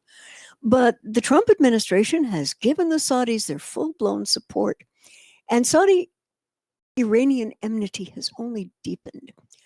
Well, Mike, here's the way I look at it. Okay, by supporting Saudi Arabia's onslaught against Yemen, the U.S. government, and tell me if I'm wrong here, because if I'm wrong, I need you to tell me. The U.S. government has positioned itself as an enabler of genocide against the Yemeni people. Yes. I mean, hello. If there was a War Crimes Anonymous, the government of the U.S. needs to start going to meetings now, and right the heck now. Well, you know, the International Criminal Court is opening up an investigation into possible U.S. war crimes in several areas, including Yemen. Yeah. And for that, they're being sanctioned. Yes. And Pompeo was threatening all sorts of terrible things. Mm-hmm. And, you know, where I come from, pardon me for paraphrasing Gertrude Stein here, but a war crime is a war crime is a war crime. Yes.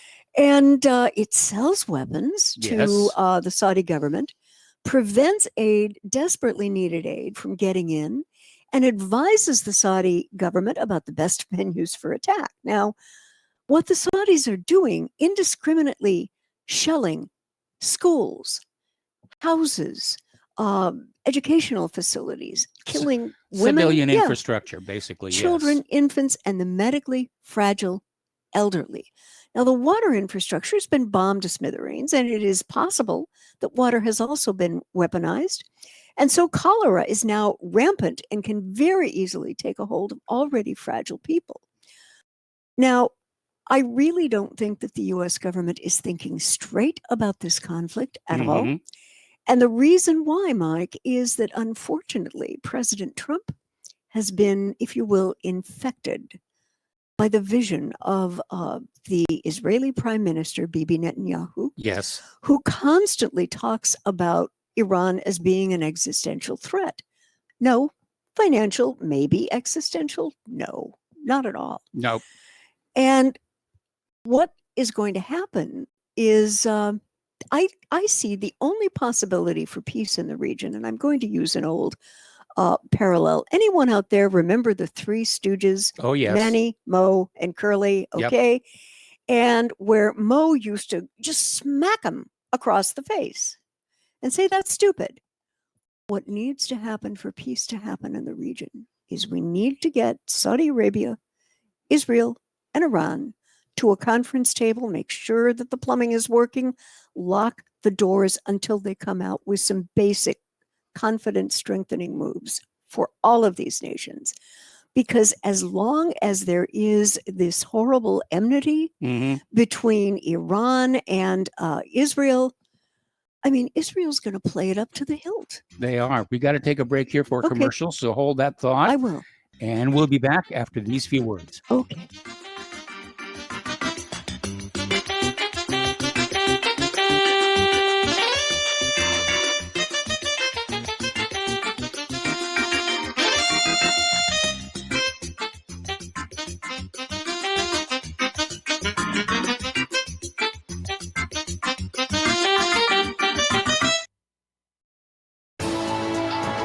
You are tuned in to the Republic Broadcasting Network. Visit our website by going to republicbroadcasting.org.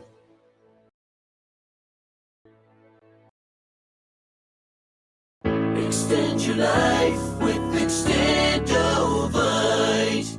Extendovite really works. Here are some reviews from Amazon.com. Nikki, great product. Have to try it for a few months to see results. After taking Extendovite for about 6 months, I have noticed improvement on the numbness of my hands and wrists from carpal tunnel.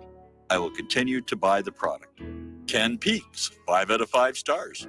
Works as advertised. This formula is very powerful. Be careful to follow directions. I am feeling much better. My heart rate and blood pressure has stabilized and my lower edema has reduced. Lower leg pain due to blood clots has disappeared. Thank you. To order, call 1-877-928-8822. That's 1-877-928-8822 or visit our website at heartdrop.com. Extend your life with Extendovite. Hello, I'm Dr. Leonard Horowitz. I was right 30 years ago in warning the world about threatening lab virus outbreaks, AIDS, and Ebola. I was right 20 years ago when FBI Director Robert Mueller made me a suspect in the anthrax mailings because I warned the Bureau before the CIA's biocrime and Cipro sales psyops happened. I was right about COVID-19 being an AIDS-laced mutagen planned to resurge this fall to excuse officials' profitable depopulation globalization agendas. And I was right about the only safeguards being antioxidants and holy spiritual sustenance. Vitamin C, D, zinc, chlorophyll, oxygen, and oxysilver especially transmits the frequency resonance to neutralize the expanded function bioweapon. Oxysilver is a double superconductor of the healing power of love. It is the first nutraceutical invented to amplify prayer power and the faithful, loving intention of your heart. Buy, try, and stockpile Oxysilver through HealthyWorldStore.com. Homeowners, are you in foreclosure, expecting to be served with a foreclosure lawsuit, or suspect your lender has coerced you into an illegal mortgage transaction?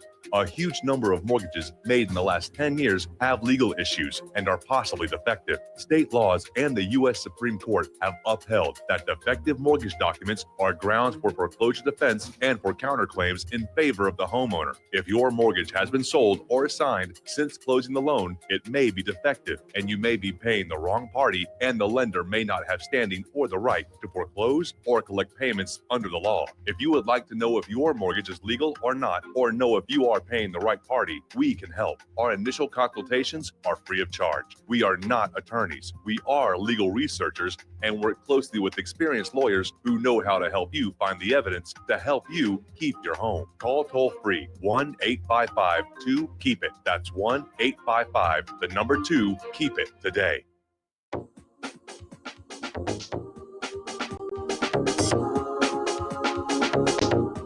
What really happened with your host, Mike Rivero. You're listening to the Republic Broadcasting Network. Here is your host, Michael Rivero. Welcome back to our show. And Claire, if you could just sort of pick up where you left off before. Yes, I will. as many of you who listen to the show or watch it know, I turned 71 this last May. And in looking at the entire situation in the Middle East, I think we have three leaders, if you will, who are listening to the voices in their own head. And when people do this as individuals, there are problems. When people in leadership in government situations do this, there are problems for the citizens of their countries. But I think we need to start looking at how Saudi Arabia and Israel can find ways to cooperate. I think we need to look for ways in which Iran and Israel can cooperate. Now, to the leadership of Israel right now, they have a tendency to want to keep their people in a situation of fear. Constant fear. Constant fear. Keep them under control. And maybe, fear is debilitating only to a certain point. Yes. And then people get tired of it. You can literally burn the neurotransmitter that signals fear out of your brain. You literally can lose the ability to be afraid. And, that's what governments are really afraid of. Yes. Is that they won't be able to keep us afraid of Iran, or a fear of Russia, or fear of China, fear of the coronavirus. And fear of the Brady Bunch coming back. Yes, something like that. And it's very interesting because we have Persian Jews who've been living in Persia for generations, thousands of years. This, Mike, is the largest Jewish population outside of Israel. Correct. Hello. And I think one of the world's oldest synagogues, continuously operating synagogues, is in Iran. Yeah. And when these people have been offered the opportunity to make aliyah, which is Hebrew for leaving to migrate to Israel, they're kind about it, but they've politely refused. So I would love to find someone with some geopolitical credibility left. And unfortunately, it's not anyone in the Trump administration I can turn my tongue to. No, it isn't. Has got to start working the phones and seeing what can be done to ratchet down the tensions here before we do have a regional war which escalates into a world war, if that might be possible. Of course it's possible. In fact, it's inevitable. Yeah. Everybody's locked and loaded and waiting for starting time. Mm-hmm. Yeah. Now, I thought we could maybe bop over to Belarus, and there have been some significant developments there. Apparently, the president, Lukashenko, has closed the western borders, put the army on highest alert, and underlying repeated claims that protests are driven or stage managed, if you will, by the West. And I don't think Lukashenko was really wrong in that assessment. No, I don't think so. Yeah. And the second thing is Ukraine and U.S. military exercises have begun as Russia is holding drills in Belarus. The U.S. and Ukraine launched a joint military exercise yesterday, 2 days after Russia began joint military drills with forces in neighboring Belarus. Mm-hmm. I'm praying that that does not get nasty and that there isn't a miscalculation. And apparently, there have been some diplomatic standoffs which have stalled the EU's Belarus sanctions plan. And the EU lawmakers are saying that Lukashenko should not be recognized as Belarus president after November, because the actual end of his term, I believe, is 5 December. Yes. And Petras Auštrevičius, a Lithuanian centrist EU lawmaker, said that the EU needs a new approach toward Belarus, which includes the termination of any cooperation with Lukashenko's regime. Now, I frankly don't know that the situation in Belarus is going to stay as it is, because it's going to, I think it's got to move in one direction or another, that Lukashenko is able to retain control, and there have been mass protests since the August elections, which opposed probably the biggest threat to Lukashenko and his attempts to extend his 26-year rule. Mm-hmm. I'm sorry, 26 years. You know, it's an awful lot of power, and maybe he should figure out, Well, it would help if we know. It would help if we had an accurate reading of the election results, because he claimed an 80% victory, the official elections people in Belarus said was actually 60%, but he still did win. And, the shouts of election fraud may be part of the campaign to start a color revolution, to bring Lukashenko down and bring Belarus into the Western sphere of influence. Yeah. I think a big issue in this is just what Putin is going to be willing to do to save his regime or work or cooperate with another regime in Belarus, because they historically have been neighbors and friends, and Belarus has been very pro-Russian. And but I have to wonder just what Putin is going to be willing to do to keep the current president in power. Mike, your thoughts about that? Well, he's definitely going to work to keep Lukashenko in power because that keeps Belarus in the Russian sphere of influence. Right. And Putin sees Belarus as a buffer zone against NATO aggression, which NATO is certainly demonstrating they're getting ready to do. Yeah. And obviously, if Belarus's government is overthrown and they're brought into the Western sphere of influence, that's going to make the Russians even more afraid that ultimately the U.S. goal is to overthrow Russia's government and bring them under U.S. hegemonic domination. Yeah. I'd like to go over to Venezuela because apparently the EU has a request to push back the elections later than December 6th. And Maduro said, no can do. This is a constitutional mandate, for heaven's sakes. And the EU is suggesting pushing back the voting to meet conditions for the bloc to send an observer mission. If they can't organize an observer mission between now and December, then that's a flimsy excuse. I know. And but I also know that there are elements, if you will, inside the Republican Party that are looking for an October surprise to buoy strength for President Trump. I don't even know if this election is going to be allowed to happen. And I am not sure, hon, if we're looking at some very vile behavior against either Venezuela or Iran, with Pompeo having made the statement that the U.S. will continue the UN mandate against Iran's receiving foreign weapons, even without the UN voting to continue it. But apparently they're looking to do something to energize his base, and something against either government may very well be the ticket. But it's interesting, again, watching the U.S. geopolitical behavior right now. And I mentioned this earlier. It seems like we are pushing alleged enemies closer together with the military and economic tactics we've been using, and the accusatory pronouncements of becoming, more fierce than they ever have been before. So I would not be surprised at some kind of action against either Venezuela or Iran before the elections. Michael, which do you think is more likely? I would think could be either, could even be both.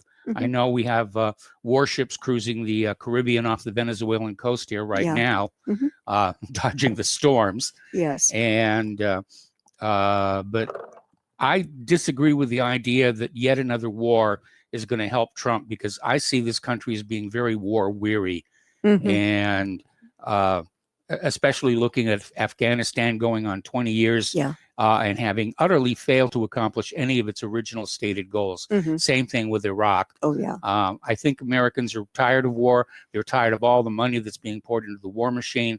They want that money poured back into the civilian infrastructure in this country. They want to get America, back on path to being a modern republic with a democratically elected government. I think they're tired of the infighting and the gridlock. And I think a new war would actually work against Trump. Yeah, I agree with you 1,000%. I mean, there is no 19-year-old young person in this country who hasn't seen the U.S. a day when it's been without war. That's true. Hasn't seen it at all. Now, I have a very interesting article on something that we haven't heard a lot about in the West. And this comes to us from the New Arab, the English language edition. Now, it's a blog that I'm just starting to read. I consider it both intelligent and serious. And they're talking in this article about the Moria camp tragedy in Greece. And it's about Europe's failed migration policy. Okay. And apparently this was a huge fire, and it highlights the failure of a political calculus designed to create misery. Now, apparently last week, 3 fires started on the outskirts of this notorious Moria camp on the Greek island of Lesbos. And apparently they were fanned by warm summer winds, gathered momentum, and moved inward. And as the fire engulfed makeshift tents and ISO boxes, the 13,000 camp residents fled. Can you blame them? I mean, hello. By the morning, almost all of the camp had been burned, charred to the ground. Now, fires in Moria were not uncommon. Cramped living conditions, flammable tents, and limited access to cooking equipment forced people to use open fires in dangerous circumstances for cooking and warmth. And a 6-year-old kid died from just one of these fires last March. But this was different. And it appears that it was quite deliberate, and it was a material destruction of the camp, which was near total. Now, questions remain as to whether it was lit by protesting refugees or organized far-right groups, and how 13,000 people were kept trapped in this holding pen during the pandemic, despite restless demands to evacuate Relentless them. demands. Yeah, relentless demands. Okay. And the EU migration policy is failed. Now, they interviewed a young lady from Sweden, Anna Benediktsson, 28-year-old lady who has worked with search and rescue and a legal support organization in Lesbos since 2018. And apparently this facility was originally built on an old military base designed to hold only 2,500 asylum seekers in some very basic facilities.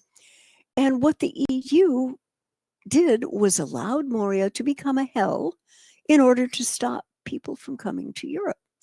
And the legislation that forced so many to live in Moria can be traced back to the EU-Turkey deal in 2016. The memorandum designated a limited number of hotspot areas to manage migratory flows. And that meant that newly arrived refugees in Greece were required to stay here while their asylum decision was processed. But people kept arriving because of continued violence in nearby countries.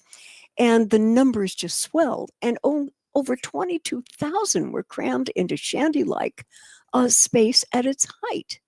Now, the EU could have admitted the EU-Turkey deal had failed a number of years before and reimagined their entire approach to asylum reception.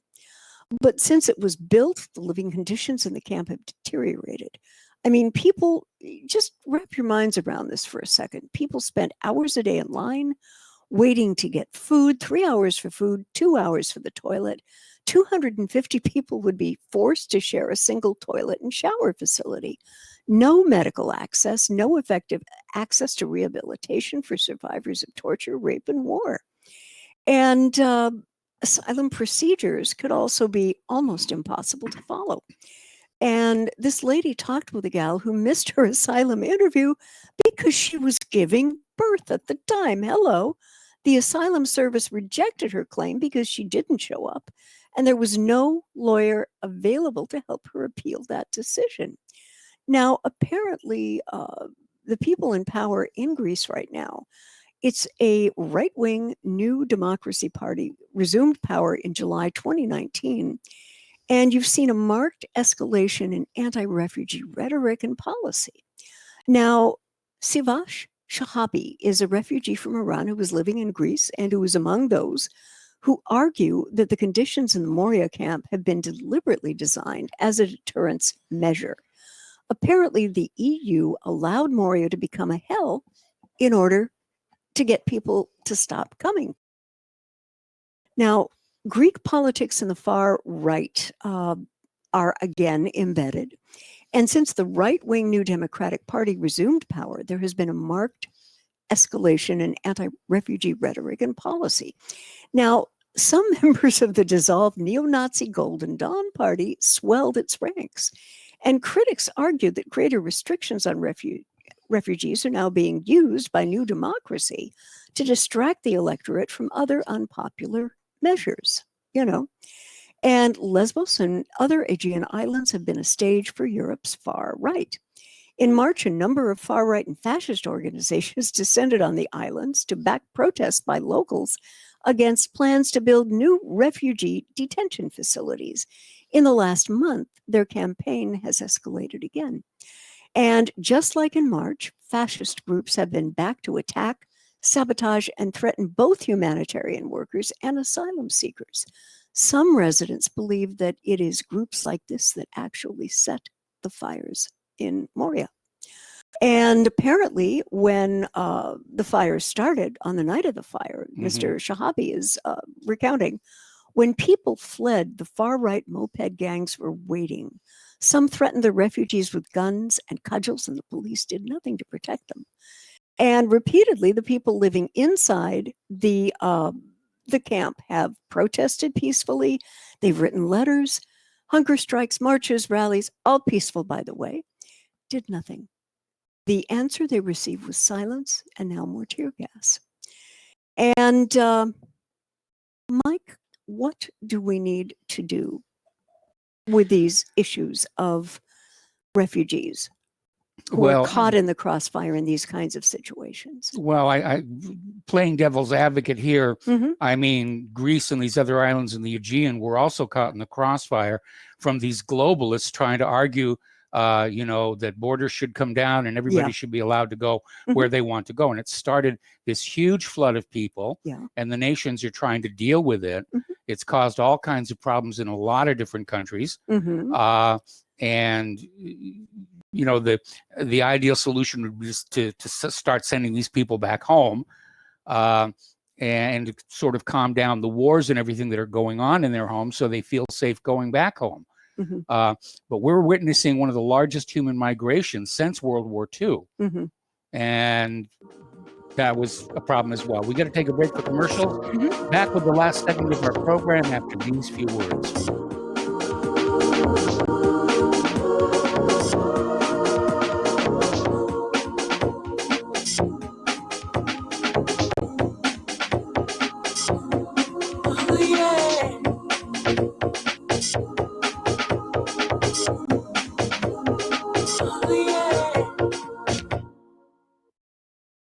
Hey gang, Patrick Slattery here with an important message that is pertinent to anyone who shops for groceries, eats food, or just has an inquisitive mind like myself.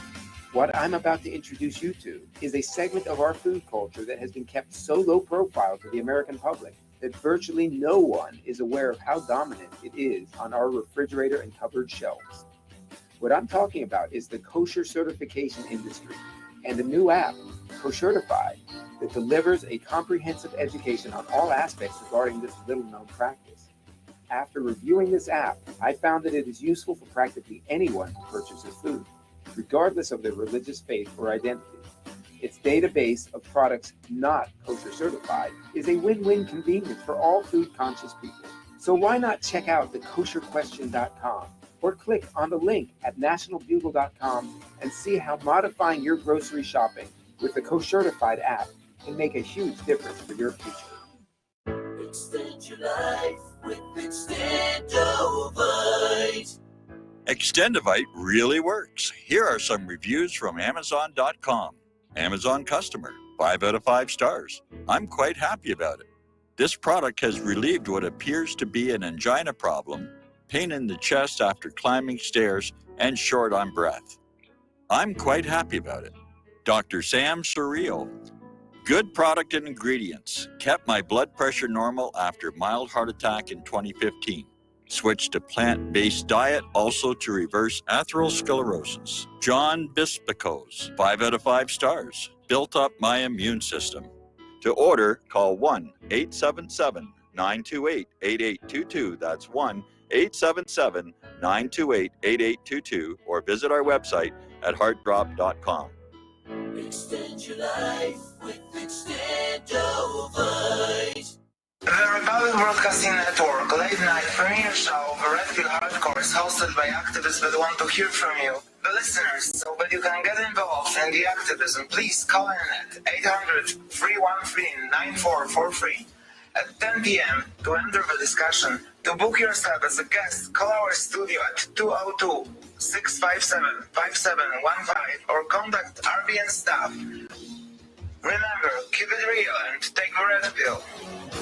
So, you love talk radio? Then you'll love TalkStreamLive.com. TalkStream Live is always on, 24/7, with the best streaming talk shows. Find your favorite talkers and discover some new ones. It's free, readily available online or on mobile with any smartphone or tablet. Finding your favorite talk shows all in one place has gotten a whole lot easier. Just go to TalkStreamLive.com. Be sure to download the free apps from Google Play or the iTunes App Store. When all this twisted steel was swept away, did these remaining holes reveal what's really happened? And welcome back to our show here. Last segment on this Powhana Friday. And Claire, you have one more story for us, I take it. Yes, I have a little bit more depth. You were talking about George Soros, Yes. the guy about whom you cannot say anything negative, apparently, on television. Yes. There is a movement afoot to revoke the U.S. citizenship of George Soros. Good and luck on that cancel one. his passport.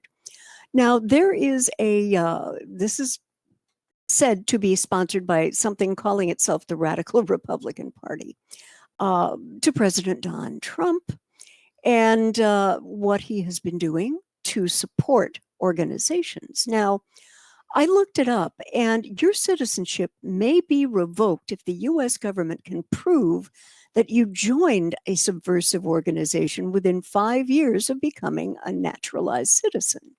Membership in such organizations is considered a violation of the oath of U.S. allegiance. Now, examples would be Nazi Party and Al Qaeda. But there seems to be a radical flaw in this law because it says nothing about funding organizations seeking to overthrow the U.S. government. And Mike, in my mind, that's got to be changed, and quickly, because Soros attorneys, of whom he has innumerable, I'm sure, on speed dial, can reasonably respond that he is not a member of an anti-American group, just a funder of many. Do you Yes, think but that that puts him in violation of the USA Patriot Act, Okay. which says, encouraging or sponsoring Mhm. violence to change the political system is defined as an act of terror. Okay. So, unfortunately, when you've got that much money in political pull, Mhm. Soros is an untouchable, like the Bush family, like the Mhm. Clinton family. Yep. And I keep waiting for his old age to catch up with them. Yeah. But I understand his son is just as fanatical as he is. Okay. I didn't Okay. know he had a son.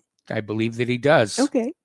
Now, I don't like Newt Gingrich or his politics in general, but on this issue, I agree with him 1,000%, Mike. Yes. Absolutely. It shouldn't have happened. And we just got an email from Fox News saying, shut up about George Soros. Okay. Well, sweetheart, with what would you like to end our show today? Well, let's see. I like this next story you've got here. Support for Black Lives Matter falls further. Yep. Americans see the protest as riots, believes there is a war on the police. And we were talking about some of these polls here. Mhm. Fox News poll shows more voters consider the unrest in 3 U.S. cities stemming from Black Lives Matter to be riots rather than protests. Yeah. And, it's a huge amount of violence out there. The poll was published last Sunday, found that 48% of likely voters surveyed described violence in New York, Portland, and Kenosha, Wisconsin to be riots, compared with just 40% who saw them as protests, and the rest were undecided. A third poll from Rasmussen reveals that 59% of voters believe there's a war being waged on police officers. A whopping 80% of Republicans said it is obvious to them that there is a war on police, compared to 39% of Democrats. In addition, a majority of independents, 60%, agreed with that statement. Previously, in 2018, 43% of respondents believe there's an ongoing war against police. Okay, there's the music. It's time for us to end this show here. Please stay tuned for John Stedmiller. I'm sure he's got lots of interesting things to share with you. Spread the word of Republic Broadcasting. Spread the word of whatreallyhappened.com. Please donate. We really need your help to get through this rough patch. Have a really good weekend. We'll be back on Monday. Aloha, America.